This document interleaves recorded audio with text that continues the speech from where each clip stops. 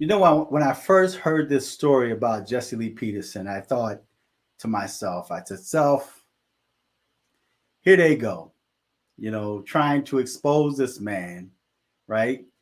And I went back, researched, found the interview video, and I must say, I believe what these allegations are saying, because to be honest, somewhere in the back of my mind, I always question about Jesse Lee Peterson. I always had that thought in mind, just observing the fact that he never talks about a wife.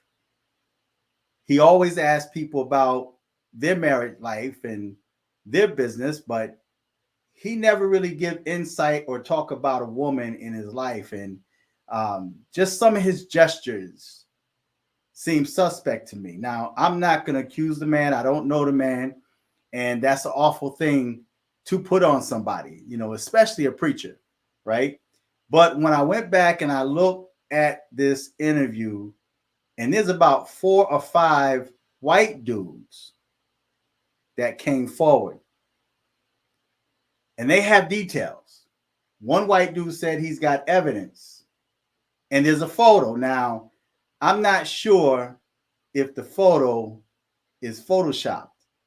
It looked photoshopped a little, but I'm going to let you watch that video, and then you be the judge and you let me know if you think that Jesse Lee Peterson is a sodomite. Check this out for yourself.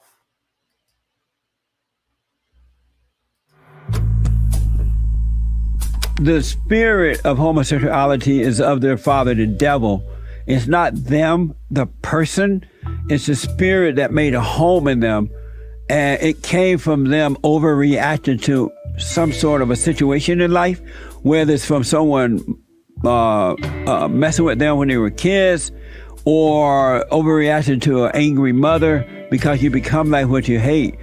But shortly after the March interview, friends of his came to us with a different story. These stories first came to light when Jesse's former co-host and alleged decade-long gay lover exposed him. 61-year-old Patrick Rooney has known Jesse for nearly 30 years, dating back to roughly 1992. Everybody know Patrick Rooney, one of the smartest white men on this side of heaven. The two were so close that Jesse was the minister at his wedding and the pastor at his baptism, long before Rooney claimed any homosexual activities began. Right around that time, I also had started a TV show. I was doing a public access TV show in LA, and with a friend of mine who had gotten off heroin and wanted to, he asked me to be involved in the show to help other people get off drugs and things like that. So we started a show, and one of our first guests was Jesse and another gentleman from Bond. So we did a couple shows with them. And from that time forward, right after the show happened, Jesse and I talked in the green room, backstage. And right off the bat, he started asking me stuff. Jesse's very forward with his questioning and things like that. So he actually asked me right after that show, are you gay? Rooney's characterization shows that Jesse allegedly used similar grooming tactics as other homopredators, like Saginaw priest Father Robert DeLand, who asked similar questions when preying on a young man in 2017. To discover that you have some gay tendencies is a fine thing, because then you don't have to be so confused. Right. Do you feel less confused? Do you? Yeah. After Jesse discovered Rooney's same-sex attraction, his relationship with Jesse was taken to the next level. Bit by bit, Jesse began edging him closer and closer to sin. Once he moved up there to do the show, we stayed in the same house. Jesse would kind of do some things, kind of horseplay and stuff like that with me. And at times he would do stuff where he would like grab me and then we'd kind of wrestle around a little bit.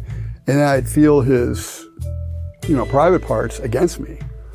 And he did that more than once. So it wasn't like an accidental thing. He would kind of do it. And then I even mentioned it like, what's that or whatever. And he would kind of play around and joke about it. Fast forward to 2005, and Jesse was ready to make his final move. We did a conference with them called Moral Reconstruction, which is kind of ironic now that we're sitting here talking about something else. It's called Moral Reconstruction. We did that. That first conference was, I believe, in 2005, and we did a follow-up conference in 2006 with them as well. And I went with Jesse to Washington, D.C. For this conference. I was a fundraiser at the time. And so we did fundraising, and I was part of the conference. While we were at the conference, we stayed in Virginia, near DC. So we were sitting on the bed together, and all of a sudden he turned to me and just looked at me, and he said, "What do you want to do? What do you want to do?" And he said it in a tone that was really insistent. And I'd never seen this tone from him before. It was like kind of scary. It kind of scared me. Like what? What do you want to do? I knew what he meant, and then I told him, okay. And at first I'm scared, and I'm like, okay, well, I'm playing along here. It kind of threw me off my game, I guess, in a way. I think later I realized that's kind of something that people do sometimes. It's like the devil works in a certain way by intimidating you, and it throws you off your normal game. And so he said, what do you want to do? And he was like, okay, I'm scared. And then I told him what I want to do. I mentioned sex acts, that he knew about, that I had already talked to him about, that I was interested in. And next thing you know, he's ripping his clothes off and coming at me, basically. And I did the same, took my clothes off. And next thing you know, we're fully at it, having, not getting detail here, but basically full-on sexual acts. Rooney's recollections show that Jesse mirrored DeLand's sexual advances almost identically. I love you. Love you too. I know. What are we gonna do? I don't know. No, what are we gonna do, really? Rooney's description shows that after their sexual encounter, Jesse began intertwining his private homosexualism with blasphemy. After we had just done this first sexual act, and then ever since then, he told me that once we did this, I was born again. This sounds crazy, but this is the absolute truth. He said that I was born again. He would remind me of that through the years. Following being born again, Rooney contends that his sodomitic relationship with Peterson went on for roughly 10 years, until Rooney decided to come clean to his wife and son. My son was really angry. My son was mostly angry at me, because he had Jesse on such a pedestal. My son had Jesse on such a pedestal, he literally thought Jesse could walk on water. We got on a phone call, we talked to Jesse, and as soon as we brought it up with my son on the phone call, Jesse denied it. And I said, Jesse, you're a liar. You're lying. You know you're lying. And he finally came out and admitted to my son that he did that. Rooney later moved to Florida to get away from Jesse. But according to Rooney, Jesse couldn't handle the relationship ending, offering him several bribes to get him back to LA. It's typical for homo predators to try and cover their tracks using a cornucopia of strategies to shut people up. In the case of Father DeLand, it was now deceased Saginaw Bishop Joseph Sistone, who remained silent on DeLand's abuse for years. While serving as an auxiliary bishop in Philadelphia in 1994, Sistone allegedly watched as documents containing names of up to 64 suspected sex abusers were shredded, earning him the nickname Bishop Shredder among the U.S. bishops. According to Rooney, for Jesse and those loyal to him, the strategy was to bully and silence all victims and witnesses speaking up. Jesse did throw me under the bus, basically, and other people that did anything like that, and still does. If anybody comes up with it, they'll keep anybody off the air. You're talking about other victims? Well, other victims. And he'll make sure that if anybody talks about these things, calls up his show or does anything like that, they were not going to get through on his show. Patrick explained how easy it was for Jesse to discredit victims, given Bond's history of seeking out troubled young men. A lot of the people that Jesse brings around him are troubled young men, right? Have drug problems, right? Some of them been in jail. So it's pretty easy to discredit a guy who's been on drugs, maybe in jail or something like that. It's pretty rotten thing to do. Beginning last November, Rooney began writing a collection of blog posts hinting at Jesse's predation, leading him to a shocking discovery. After I published these articles, I found out from a young man, a very credible young man, that Jesse was fooling around with this young man. That young man was 30-year-old Samuel Larambula. a more recent member of Bond and Jesse's latest known purported victim. I started going to Bond around May 2020. 2020. This was during the coronavirus lockdowns, everything. As soon as they opened back, they were doing live broadcasted, no in-person church for like 2 months or 2 weeks or something like that. But as soon as it opened up, I went. That was May 2020. Jesse, what he likes to do in the church is he goes around first-timers. He goes around first-timers and says, introduce yourself, what's your name? You know, how'd you find us? Where are you here? The first thing I said, my name is Samuel, and I'm here because, you know, you helped me a lot. I went and forgave my mom. I went and forgave my dad. I had a lot of anger, and I just dropped that, and I feel way better now. I'm really, you know, growing, and I want to thank you for it. Among him are 3 other alleged witnesses and victims who also chose to tell their stories. Samuel began his relationship with Jesse professionally, washing cars for him and doing other cleaning work at what they call the Bond House. The Bond House is where Jesse and several of his male staff currently live. And when Samuel began opening up to Jesse about his past, things got personal. I was molested as a boy, so I was like, Jesse, what do I do? Like, this is weighing heavy on me. What should I do? He said, forgive him, it's in the past. Our relationship progressed slowly, closer and closer. I didn't suspect anything weird of it. There were certain times where he began hugging me where I was like, whoa, I've never been hugged by a man. Like, what was this? But I was like, this is, I guess, he would just tell me like, you know, I just love you. So I'm like, okay, I get you, you know, I love you too. But, much like with Patrick Rooney, Samuel states things went from casually close to mortally sinful. So a Friday afternoon, evening, I go to Jesse's house and I am sitting in his couch, relaxing. You know, I'm kind of avoiding the LA traffic at the peak hour. So it's a good deal, and I get to stay somewhere with someone that I respect, friend. So then by this point, we're already real comfortable with like hugging and all that stuff, you know, just hugging for long periods of time. I thought nothing weird of it. I guess my guard had already been let down completely. So I'm sitting in this couch, he kneels down in front of me, and then he wraps himself around, his arms around my waist. And I'm like, okay, this is kind of weird, but I'm like, Jesse, why are you doing that? He's like, I just love you so much. And I'm like, okay, I guess. I was just like this. So then he starts rubbing my thighs, and I'm like, okay, what is he doing? Like, it's kind of crazy. And then he starts rubbing my genital area, and I'm like, what's happening right now? And then he pulls down my pants, and then I'm like, I'm shocked. I'm not saying anything. I'm like, my face is like, whoa, what the hell is happening right now?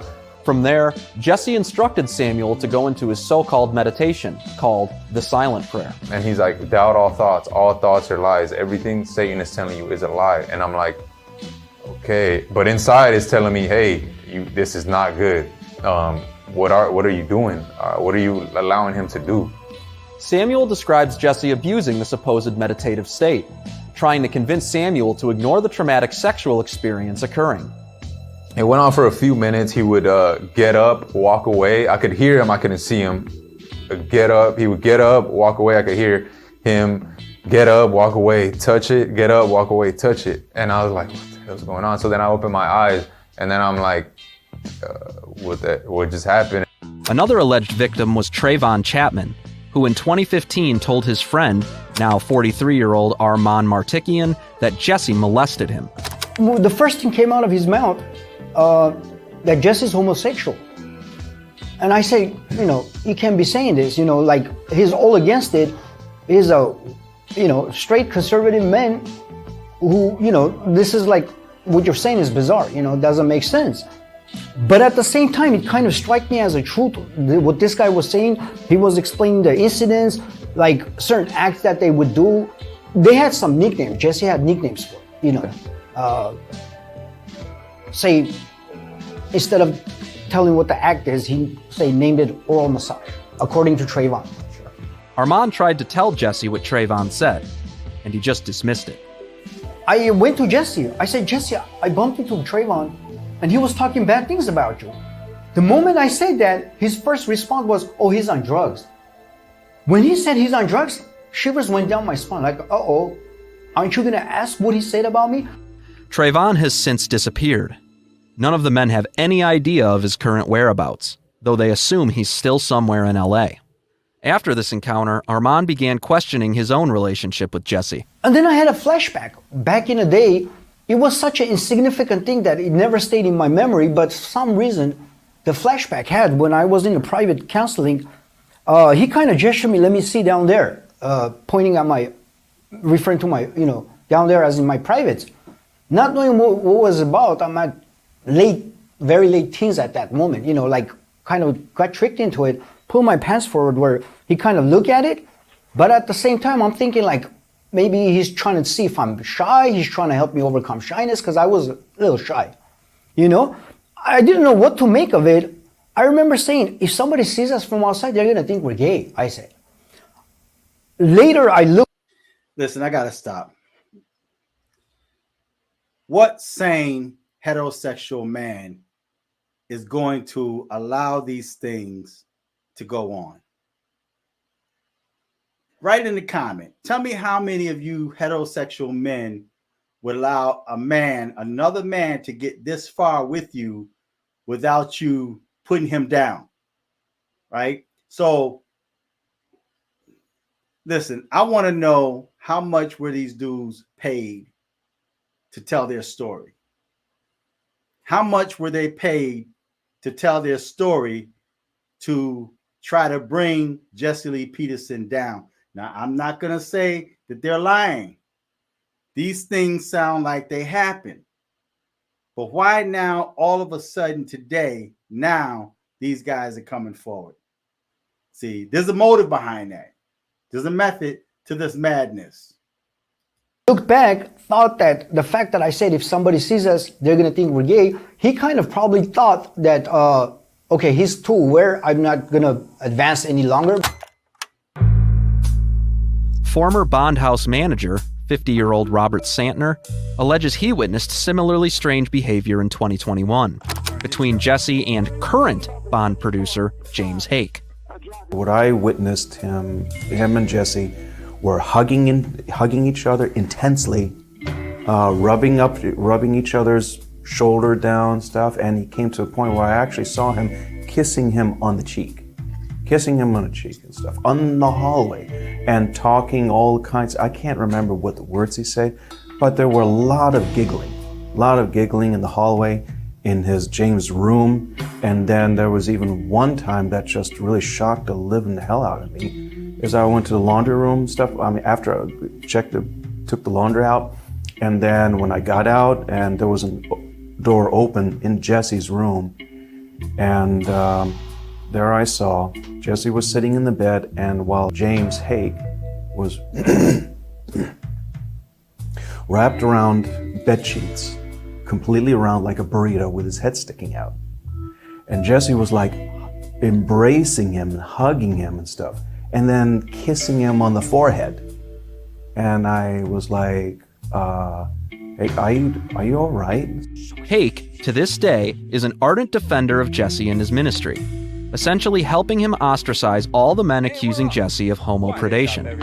Santner also described an incident where Jesse attempted grooming him to see if he was a homosexual. Like there was one night, okay, I was all by myself. It was like late at night after I came home from work. I was in the kitchen, doing my own thing and stuff.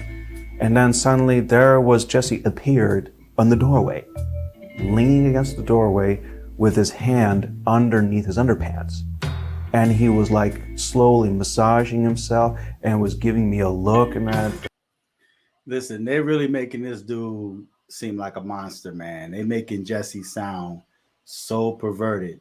Now, I don't know if they're, piling on the mess, the lies and whatnot, but, why would 4 men, 5 with this other missing dude, why would 4 dudes come forward, put themselves out there like that just to bring this man down?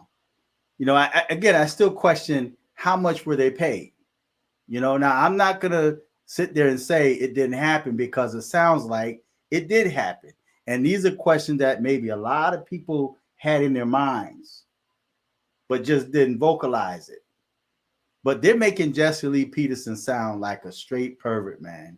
This is crazy. This is wild. And I turned around and says, "What the heck are you doing?" And he was like giving me a smile and giggle and stuff, and then walked away. Another witness is Martin Francis, who's largely been leading the charge against Jesse's purported homopredation. He describes himself as one of Jesse's best friends. You may recognize Francis from a video with Jesse arguing with a Univision reporter at a Prop 187 rally in Los Angeles in 1996, a rally opposing the flood of illegal aliens entering the state. Are you all right?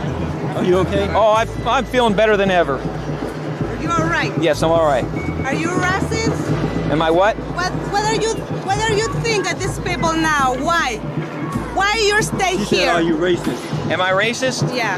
No, I'm not a racist. Why do you ask that? But since learning of Jesse's dark secret, Francis has led several protests against Peterson's homosexuality outside of the Bond studio.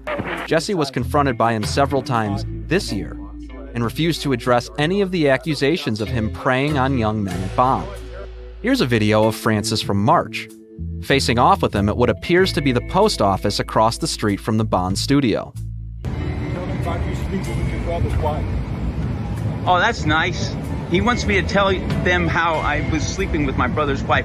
That's fine. But Jesse, why will you not speak on your homosexual behaviors? Francis confronted him again in the back of the building with Armand Martikian in February, capturing it all on video. Jesse Peterson, I've known you for 25 years personally.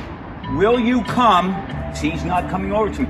Will you at least stand there where you feel safe and talk to me? Stand up on your porch with the door open and shout out to me. Why won't you talk to me? I've known you for 25 years. I've accused you of heinous things, and you will not talk to me. You coward! Francis admits there were also a few clues that should have revealed Jesse was a homosexual, long before he ever found out. He wanted to see if I was willing to have a homosexual relationship with him, of course, because that's what he was all about. He was about putting out feelers there and seeing who he could have sex with. And it didn't work with me because I had not been molested as a boy. And so eventually I told him, look, Jesse, I'm just an angry guy and I don't like these long hugs and all this stuff we're doing, you know, at night. And did he stop? Where he would come into my bed and just lay with me, you know. He would come into your bed and just lay with you? Yes. And he let him do that. No man should allow another man to get in his bed and lay with him, knowing that he made advances to him earlier that day. Does that sound right to you? Who paid these guys? I'm not going to say it didn't happen. I don't know, wasn't there. But it sounds quite suspect to me. But are they really pouring it on? Who paid these guys, man, to try to bring down Jesse Lee Peterson? And at one time even like put his hand underneath my underwear to go toward my genitals, right? He never got there because he could see I wasn't getting excited.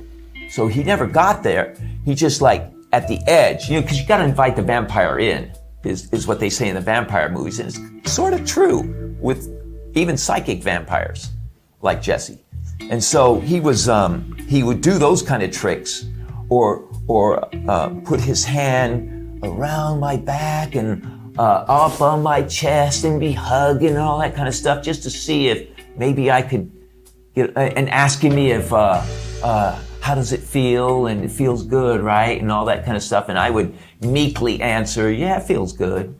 But only because when you're under that kind of pressure, you just give the answer that he wants, but you're really like wanting to get the heck out of there. You're like ready to fly out of there like a bat out of hell. Jesse appears to have used every dirty trick in the book to silence him, allegedly trying to have Francis arrested for violating an unserved restraining order. I will go back to Phoenix and chill out with the relatives like I was doing before, and I'll be back on the 25th. Okay. 25th, Fortunately yeah. for you, this is in a sealed envelope today. If it hadn't been, Yes. you would have been going to Yes. If it was already served, you had already seen this, you would be going to jail. Church militant asked every single victim and witness if they thought Jesse would continue sexually preying on men, and they all had the same answer. Well, yeah. I would say yes. Oh, there's no doubt in my mind. There's no doubt that there's current victims. I think for sure. Jesse allegedly accuses these men of harassment, but some members of his own congregation disagree, like former bond house tenant Fabian Asensio. The harassing is just an excuse for, trying to shut people down. Bond has been a nonprofit church for all these years. He's lied and collected a lot of money from that church, from people saying that, he's been a hidden homosexual. There's plenty of evidence for it. There's no reason for us to make up anything. So for someone to be out there in the alley and talking and trying to wake up the employees and say, hey, what are you doing? Why are you still working for this liar? That's totally within our First Amendment rights. Jim Valerio, longtime donor and friend of Jesse's, also pushed back at his defenders.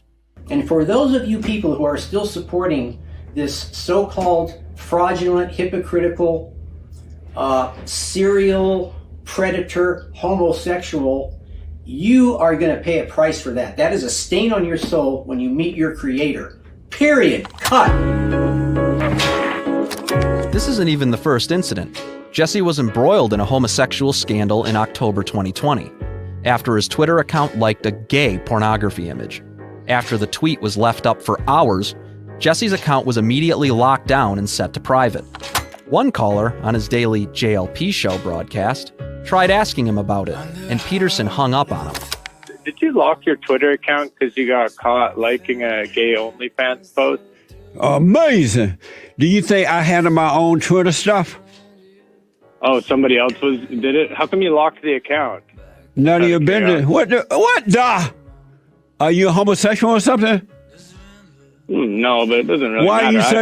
Are you such a beta male? What, you know all that stuff that's going on is not real, but you're being a girl right now. What making you be a girl right now? There's nothing wrong with it, Jesse. There's nothing wrong with you being a girl? They were in. Goodbye. On top of those we spoke to, there were several other anonymous alleged victims Church Militant was made aware of, who refused to speak with us per their devotion to Peterson and his so-called ministry. Jesse continues to deny his own actions to his congregants and his fans, shutting down any victims who stand in his way. For Church Militant Special Assignment, I'm Joseph Enders, Detroit. So what do you guys think? What do you guys think? Do you think Jesse Lee Peterson is down low? All these videos he's got bashing gays, or talking down on homosexuals, or saying that men are beta males and attacking these women, especially black women. What do you guys say? What say you regarding Jesse Lee Peterson? So again, like I said, I'm not going to say these guys are lying. My question is, why now? Why are you trying to expose him? And how much were you paid? So feedback, tell me what you think, subscribe, click on the Cash App, the Venmo, order some merch from my website. Until next time, I'm fearless.